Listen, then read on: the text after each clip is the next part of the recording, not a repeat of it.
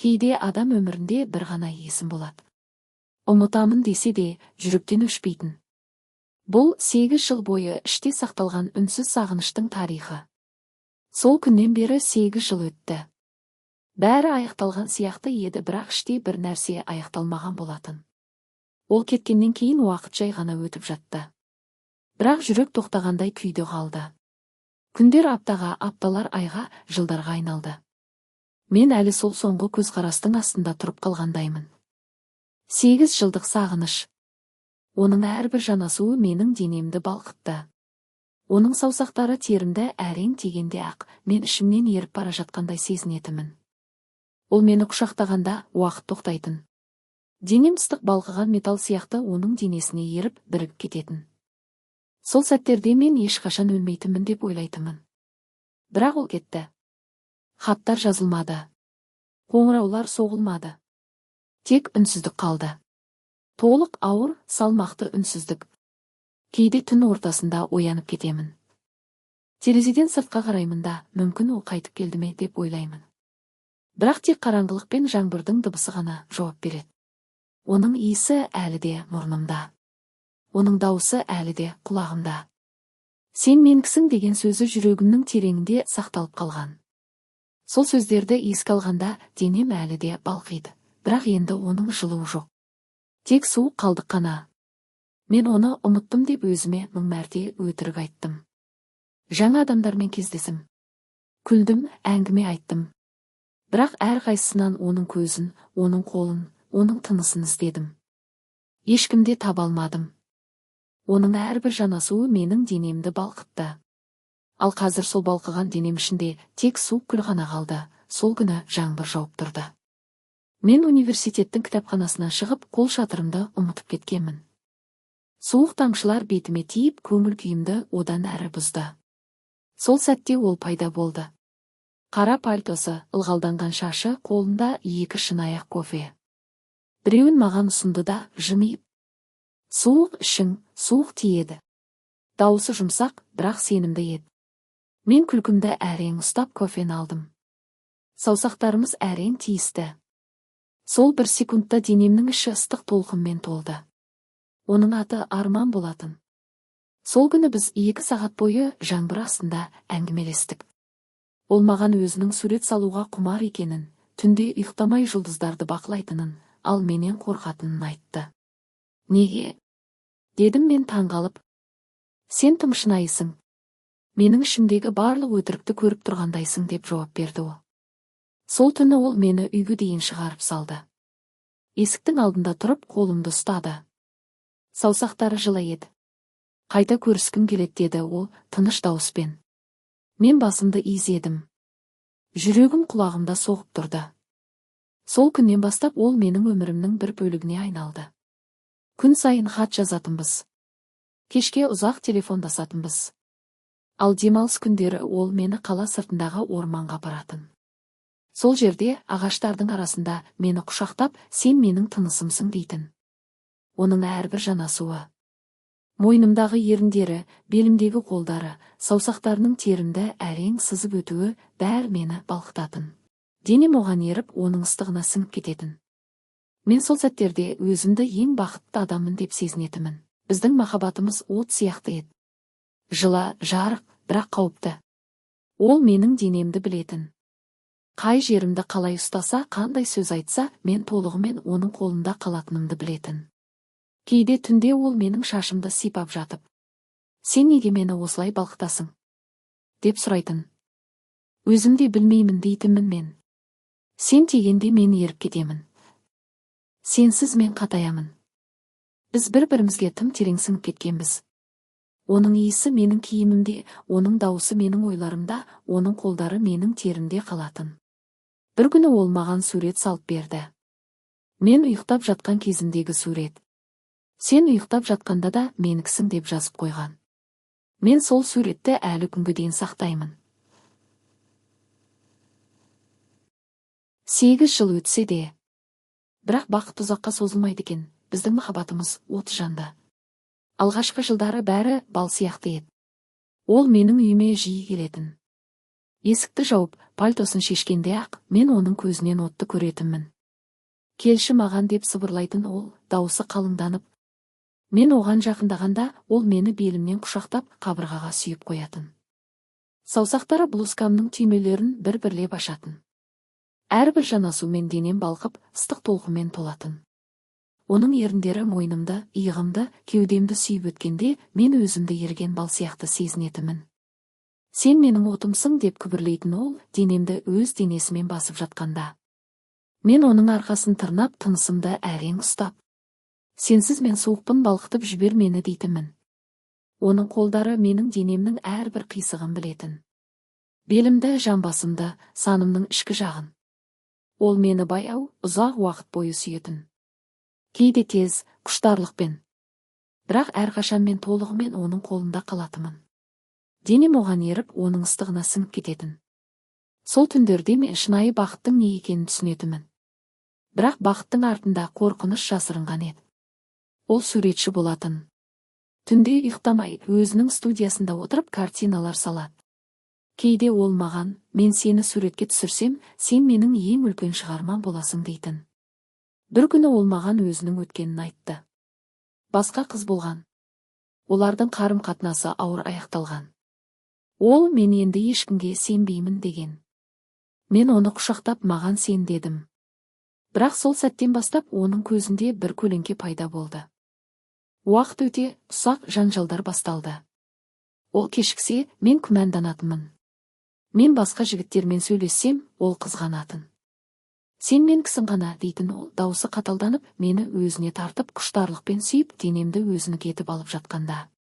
Сол құштарлық кейде ауыр болатын. Ол мені тым қатты ұстайтын, із қалдыратын. Бірақ мен оған ренжімейтінмін. Өйткені сол іздер оның менікі екенін еске салатын. Бір жыл өткенде ол маған. Мен басқа қалаға кетуім мүмкін. Жұмыс үшін деді. Мен үндемедім. Жүрегім сынып кеткендей болды. Сол түні ол мені өте ұзақ, өте терең сүйді. Денемді балқытып, жанымды да балқытқандай. Таңға дейін құшағында жаттым. Оның жүрегінің соғысы құлағымда. Кетпе дедім бір сәтте, даусым дірілдеп.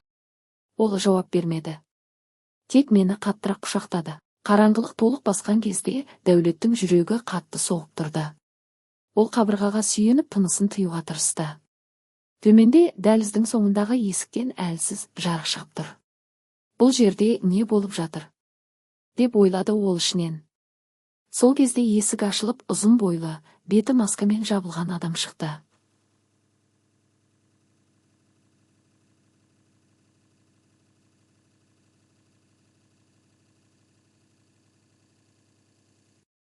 Қолындағы құралдың металл жылтылы қараңғыда әрең көрінді.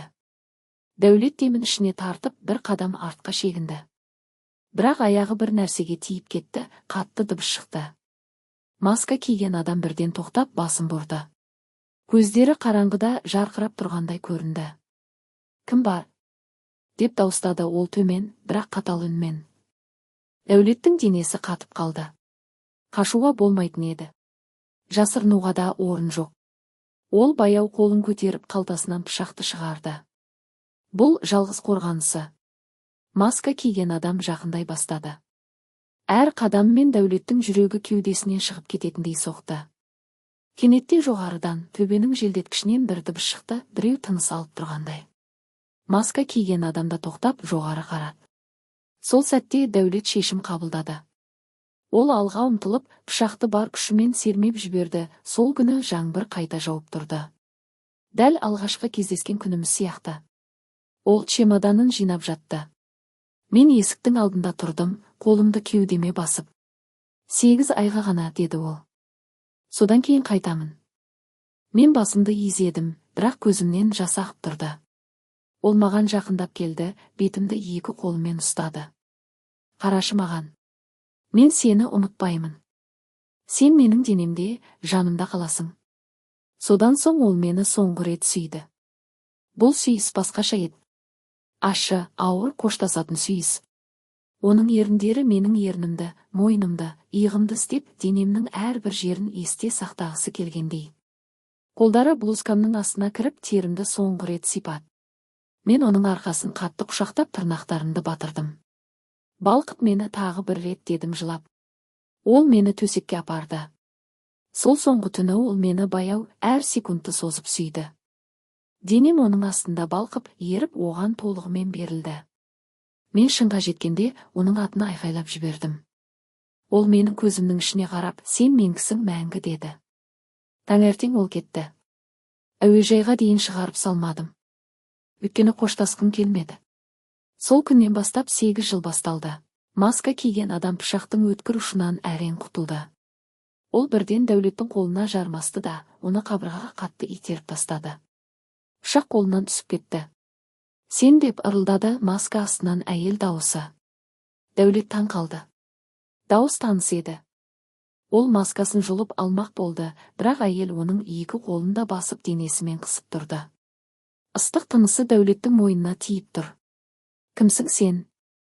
Деп сыбырлады Дәулет. Әйел жауап орнына маскасын өзі шешіп тастады. Қараңғыда да оның көздерінің жалтырағаны, толқынды қара шашы көрінді.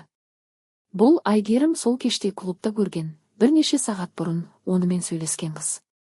Сен үшін келдім деді ол төмен дауыспен. Және сен үшін ғана. Сөз аяқталмас бұрын Айгерім Дәулеттің ерніне құмарта ерін тигізді. Өзірік ашуланған, бірақ өте ыстық өбіс.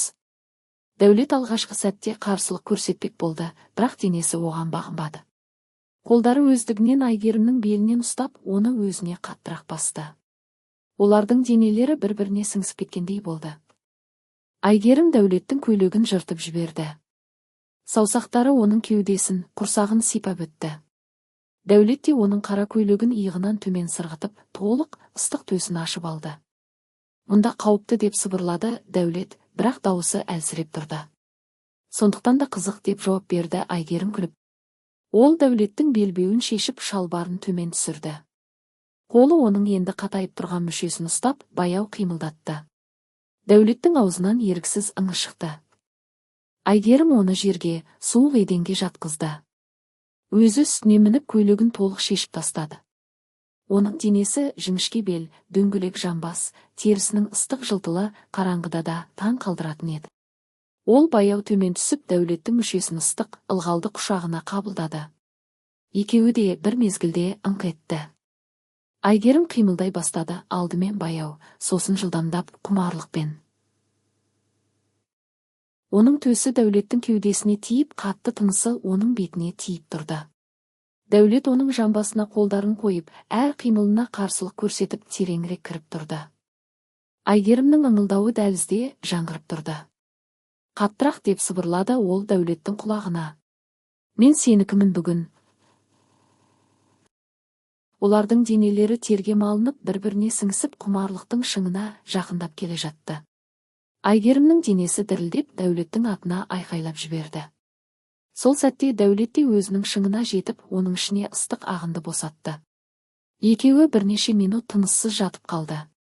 Айгерім Дәулеттің кеудесіне басын қойып, саусақтарымен оның шашын сипады. Бұл тек бастамасы ғана деп күлді ол. Дәулет көзін жұмып, әлі де денесінде қалған ләззатты сезіп жатты. Бірақ миының бір бөлігі әлі де сақ болуды ескертіп тұрды. Қыз кім? Неге мұнда келді? Айгерім Дәулеттің үстіне мініп отырған күйінде баяу төмен түсті. Оның ыстық, ылғалды анасы Дәулеттің қатты тұрған мүшесін баяу, миллиметрлеп жұтып бара жатты. Дәулеттің басы артқа қайырылды, аузынан терең ыңыл шықты. Айгерімнің іші өте ыстық, тар және жұмсақ былқылдап тұрған еді. Ол толық отырып, Дәулеттің мүшесін түбіне дейін қабылдағанда екеуі де бір мезгілде дірілдеді. Ой, қандай қатты деп сыбырлады Айгерім көзі жұмылып, төменгі ернін тістеп. Ол баяу жоғары көтеріліп, сосын қайтадан төмен түсті. Әр қимыл сайын оның ылғалды дыбысы дәлізде әрең естіліп тұрды. Дәулет оның дөңгелек тығыз жамбасын екі қолымен қатты ұстап, әр төмен түскен сайын өзі де жоғары итеріп тұрды. Айгерімнің толық, ауыр төстері Дәулеттің бетіне тиіп, қатайып тұрған емшектері оның ерніне жақын қалтырап тұрды. Дәулет бір емшегін аузына салып, қатты сорды, тілін айналдыра сипады. Айгерім одан сайын ыңқылдап, қимылын жылдамдатты. Иә, солай тістеп ал деп ырылдады ол. Оның анасы Дәулеттің мүшесін қатты қысып, ылғалды шырынмен жауып тұрды. Әр көтерілуінде Дәулеттің басындағы тамырларды қатты ысқылап, төмен түскенде түбіне дейін соқты. Дәулеттің саусақтары оның жамбасының жұмсақ етін қатты сығып, із қалдырып жатты. Айгерім кенеттен алға еңкейіп, Дәулеттің ернін құмарта сүйді. Тілдері бір-бірімен шатасты, сілекейлері араласып кетті. Ол Дәулеттің құлағына ыстық демін үрлеп, «Ішіме тереңірек бар күшіңмен ұр» деп сыбырлады. Дәулет төзімін жоғалтты. Ол Айгерімді бірден аударып, үстіне шықты. Оның аяқтарын кең ашып, тізелерін иығына қойды да, бар салмағымен бірден түбіне дейін кіріп кетті. Айгерімнің дауысы шыңғырып кетті. Дәулет қатты, жылдам және терең соға бастады. Әр соққы сайын оның ылғалданасы шап-шап деген дыбыс шығарып, ақ көбік шырын жамбасынан ағып жатты. Айгерімнің төстері қатты секіріп, қолдары Дәулеттің арқасын тырнап қан шығара жаздады. «Қаттырақ! Өлтіріп жібер!» деп айқайлады ол ләззаттан. Дәулет оның мойнынан тістеп, бір қолын оның клиторына апарып, жылдам ысқылады. Айгерімнің денесі қатты дірілдеп, іші Дәулеттің мүшесін қатты қысып, толқын-толқын болып оргазмға жетті. Оның шыңғырығы дәлізде жаңғырып, аяқтары Дәулеттің белін қатты қысып тұрды. Сол сәтте Дәулет те шыдай алмай, тереңірек кіріп, ыстық, қою ұрығын Айгерімнің ішіне қатты атқылады. Бірнеше рет қатты итеріліп, барын босатып болғанша ішінде қалды. Екеуі терге малынып, ауыр тыныстап жатып қалды. Айгерімнің анасынан Дәулеттің ұрығы аралас ылғалы ағып жатты. Ол әлсіз күлімсіреп, Дәулеттің ернін тағы бір рет сүйді. «Бұл тек бастамасы ғана» деп сыбырлады ол ыстық дауыспен. «Мен әлі тойған жоқпын».